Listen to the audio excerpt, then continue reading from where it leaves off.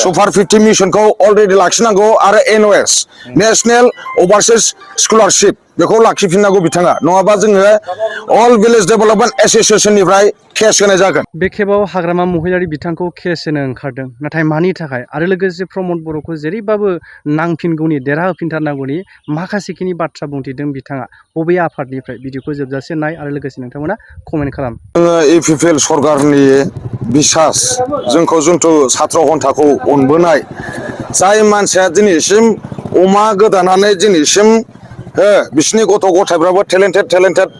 फिसाफोर जन्म जाना दं सोरबा दख'ना सोंथेनानैबाबो साहा दखान दिनै बुधबार बाजार बा सुनिबार बाजाराव बिसोरो साहा दखानाव दं बिसिनि गथ' गथायफ्राबो दिनै फोरोंनो गोनां बिसिनि सिमां सोर बेखौ फोरोंगोन हाग्रामा सरकारा बेखौ फैसा फिसिनानै फोरोंहरनो हागोन नामा खालि गावनि फिसाजो फिसालाखौल' बाहाय दिल्ली मबेयाव फोरोंहोगोन नामा दा जोंनो मोनसेल' बिथांनाव थांखि बिहरदों फरेस्ट रिपर्टखौ थाबनो होथों बियो सुपार 50 मिशनखौ अलरेडि लाखिनांगौ आरो NOS नेशनेल ओभारसीज स्कलारशिप बेखौ लाखिफिननांगौ बिथाङा नङाबा जोङो अल भिलेज डेभेलपमेन्ट एसोसिएशननिफ्राय केस होनाय जागोन।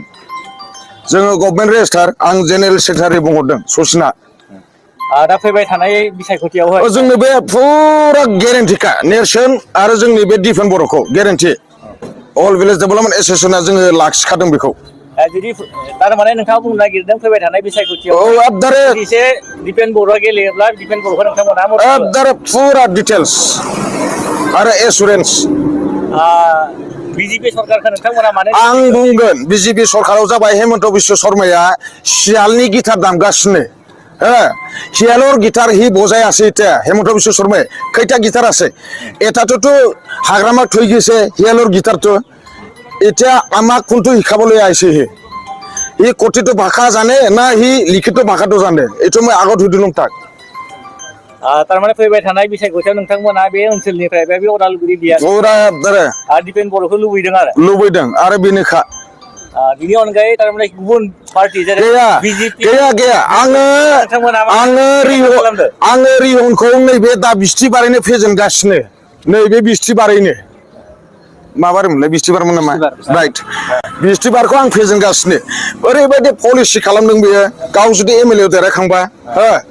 बाय अफ इलेक्सन गावनि फिसालाखौ गेलेहोनो नागिरदों बे गावनि समस्थियाव भैरबखुन्द तारमाने रिहना जुदि देरहायोब्ला MLA आवहाय गाव मन्त्रि जानानै गावनि फिसालाखौ माने देरहायो ओमफ्राय थांखि दा बियो बै भैरबखुन्द समस्थिखौ थगायनो नागिरदों आरोखि सेंग्रा सिख्लानि गोसोखौ लाइमोन आफादफोरनि गोसोखौ बिस्राबोथ' सिमां दंमोन ना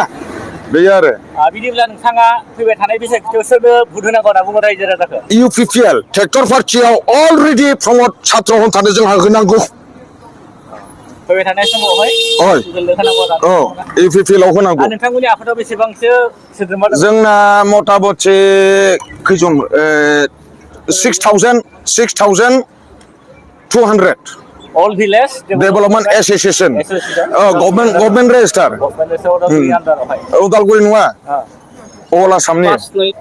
फेराबारि आन्डार डिस्ट्रिक्ट आरो आन्डार डिस्ट्रिक्ट गासिबो टटेलि बेफोरखौ मदद होनो थाखाय दिनै एसुरेन्स